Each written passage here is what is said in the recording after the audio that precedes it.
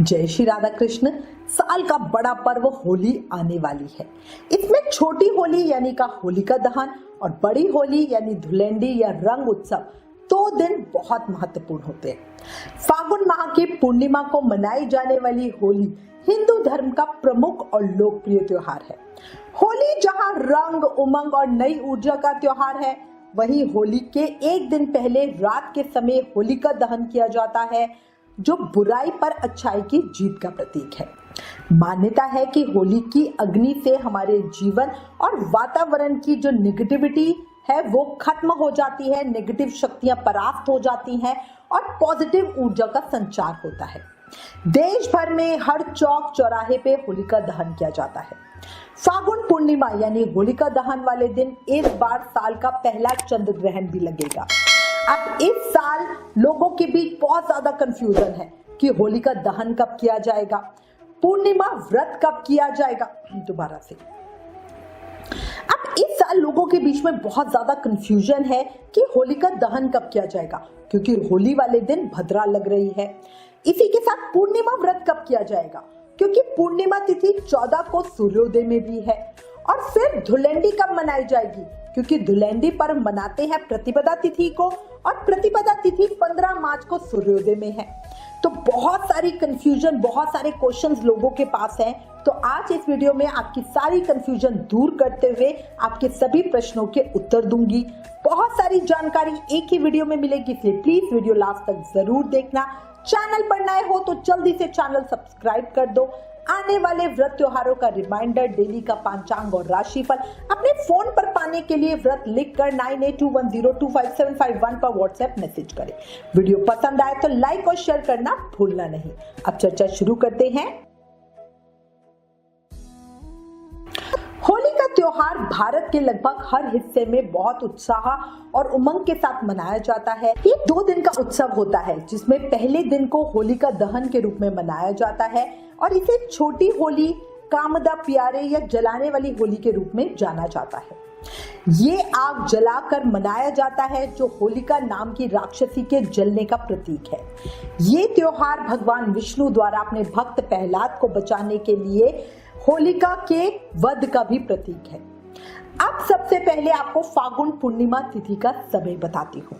तो देखो, फागुन माह की पूर्णिमा तिथि 13 मार्च को सुबह 10:35 पे शुरू होगी और 14 मार्च को दोपहर में 12:35 तक रहेगी। इस बार 26 घंटों की पूर्णिमा तिथि है और इसी के साथ 13 मार्च दिन गुरुवार को ही होलिका दहन होगा और 14 मार्च शुक्रवार को रंगों का पर्व खेला जाएगा। होली के दिन पूरे देश में रंगों की होली खेली जाती है, इसलिए इस पर्व को रंग वाली होली के नाम से भी जाना जाता है। पूर्णिमा व्रत 13 मार्च को किया जाएगा। पूर्णिमा व्रत में, क्योंकि देखो प्रदोष काल की पूजा का ज्यादा महत्व होता है, पूर्णिमा व्रत में चंद्रमा को अर्घ भी दिया जाता है, इसीलिए पूर्णिमा व्रत 13 मार्च को किया जाएगा। वहीं 14 मार्च को सूर्योदय में पूर्णिमा तिथि है। 13 मार्च को ही सुबह हनुमान जी की जोत भी होगी और 13 मार्च को ही सत्यनारायण भगवान की व्रत पूजा भी किया जाएगा। 13 मार्च 2025 को ही साल का पहला चंद्र ग्रहण भी लगेगा, पर यह भारत में नहीं दिखाई देगा और इसी से सूतक और ग्रहण के कोई भी नियम मान्य नहीं होंगे। अब होलिका दहन की बात करते हैं। तो देखो, होलिका दहन बड़ी होली से एक दिन पहले यानी 13 मार्च गुरुवार को किया जाएगा। होलिका दहन के लिए 13 मार्च गुरुवार को रात को 11:26 से देर रात को 12:30 का समय सबसे शुभ उत्तम समय है। 13 मार्च को होलिका दहन के दिन करीब 1 घंटे का शुभ मुहूर्त मिल रहा है होलिका दहन करने के लिए। देखो, हमेशा याद रखना, होलिका दहन पे भद्रा का विचार जरूर किया जाता है। होलिका दहन के दिन भद्रा सुबह 10:35 से रात को 11:26 तक रहेगी। इसके बाद ही होलिका दहन करना शुभ होगा। होलिका दहन हमेशा प्रदोष काल के दौरान ही प्रज्वलित करनी चाहिए, जब पूर्णिमा तिथि हो।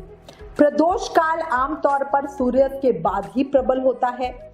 होलिका दहन शुभ मुहूर्त का निर्णय भद्रा तिथि की व्यापकता के आधार पर भी किया जाता है। होलिका दहन भद्रा समाप्त होने के बाद ही करना चाहिए और यदि भद्रा आधी रात से पहले आती है तो केवल भद्रा समय पे ही विचार किया जाना चाहिए, और वो भी भद्रा कुछ काल में। किसी भी परिस्थिति में भद्रा मुहूर्त के समय में नहीं की जानी चाहिए, क्योंकि ये बहुत ही बुरी किस्मत और दुर्भाग्यपूर्ण परिस्थितियों को जन्म दे सकता है। अच्छा, भद्रा काल का विचार करते हुए ये सारे विचार आपके करेंगे जो भी आपके क्षेत्र के पंडित जी वगैरह होंगे, वही इस चीज पे विचार करके, क्योंकि जो होलिका दहन है वो किसी एक व्यक्ति विशेष के द्वारा नहीं किया जाता, ये पूरे उस एरिया के लोग समुदायों के द्वारा किया जाता है।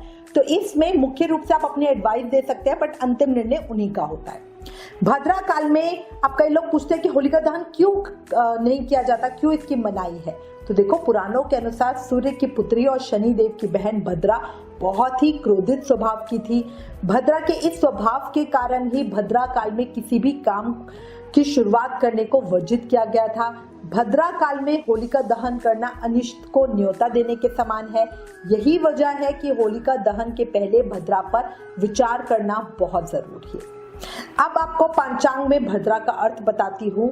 तो देखो, हिंदू पंचांग में 5 प्रमुख अंग होते हैं: तिथि, वार, योग, नक्षत्र और करण। भद्रा काल भी पंचांग से ही जुड़ा हुआ है।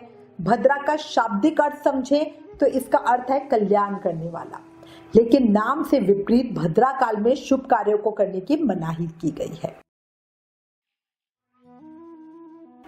अब अगर होलिका दहन के दिन मतलब 13 मार्च 2025 दिन गुरुवार के शुभ समय की बात करूं तो उस दिन अभिजीत मुहूर्त दोपहर में 12:07 से दोपहर में 12:56 तक है।